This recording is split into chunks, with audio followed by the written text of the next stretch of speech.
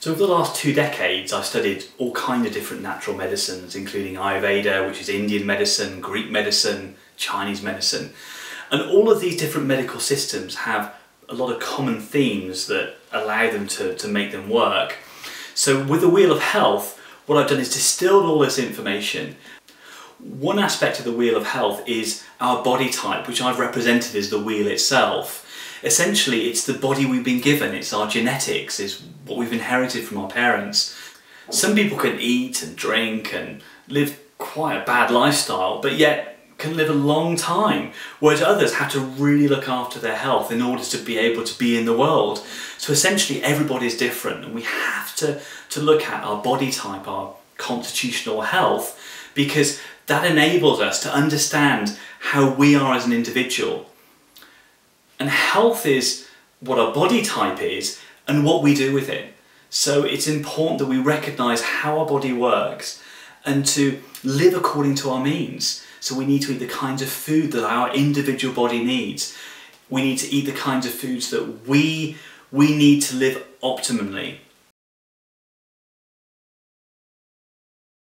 Essentially, I use the Wheel of Health as symbolic of our body, but it's interfacing with the road, which is our environment. And obviously the more bumpy the road is, the more likely we're going to have health problems. So essentially, the more toxic our environment is, the more hostile our environment is, the more problems our body's going to have. So it's important we're in an environment, as much as we can, that's as toxin free, that's conducive to really good levels of health.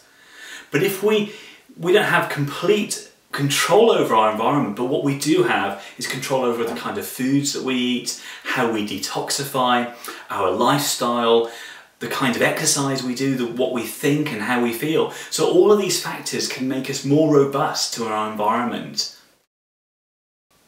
One of the major principles I look at is, which is the first spoke of the Wheel of Health, is nourishment. It's what we eat, what we drink, the air we breathe. All of these factors have a really important fundamental impact on the way our being is, how healthy we are.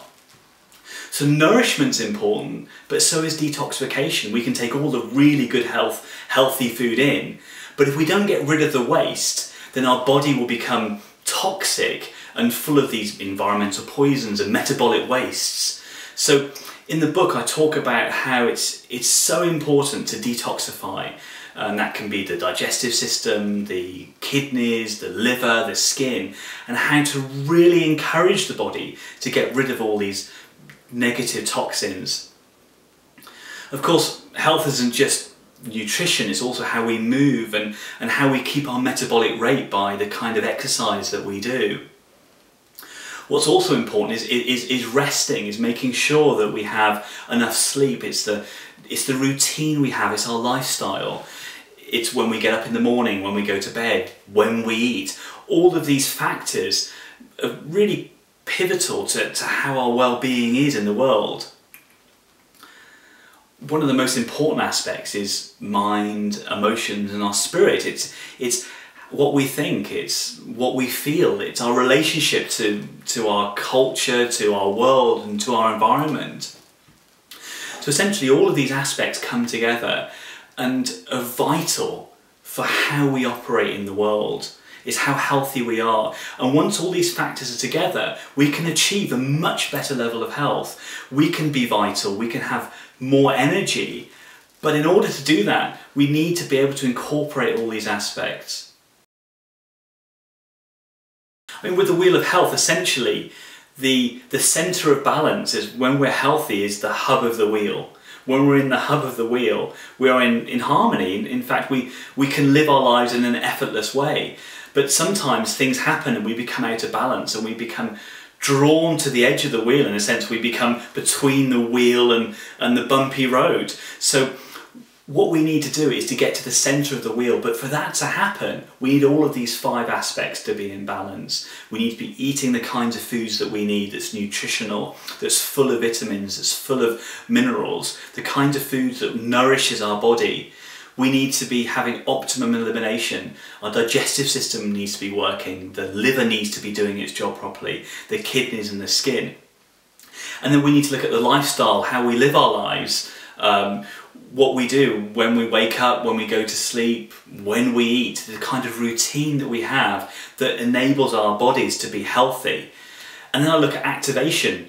Essentially what we do to keep our metabolism high, to keep us healthy, but the kinds of movement, the kind of exercise we need to do. And then also it's what we're thinking and how we're feeling. It's our relationship to other people and even the divine. So essentially when all these aspects are there, we can be in the hub of the wheel, and that's where we're optimum. That's where we can feel the best we can.